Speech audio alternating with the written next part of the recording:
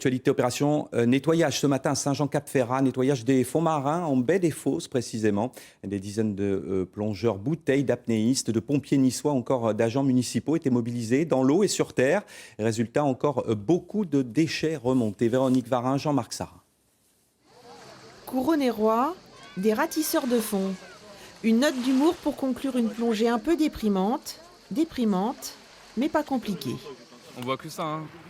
Franchement, on n'a pas eu à aller très loin pour en trouver.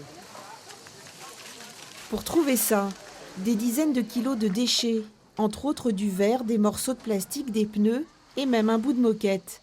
Des détritus jetés des bateaux par des marins, mais surtout dans 70% des cas, jetés à terre par des terriens. Je pense qu'il y a vraiment une forte méconnaissance à ce sujet-là. Et notamment, moi tous les jours, je vois des gens qui mettent leur mégot de cigarette dans les égouts. Et là, je pense qu'il y a un réel manque d'information. Je ne pense pas que les gens fassent ça à mal, mais il y a un manque d'information à ce niveau-là. Donc bon, c'est un travail de tous les jours.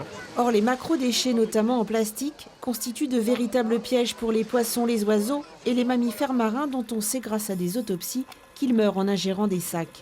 Plus petit mais tout aussi redoutable, le mégot. Ça va polluer 500 litres d'eau. 500 litres d'eau, un seul mégot. Donc il ne faut pas croire que les mégots se dégradent facilement. Ils vont mettre entre 1 et parfois 6 ans avant de disparaître complètement.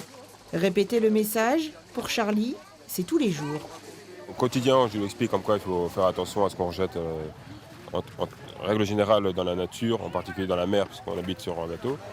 À force de répéter ces opérations nettoyage, certaines baies deviennent plus propres. Une raison de rester mobilisée et de ne pas trop déprimer.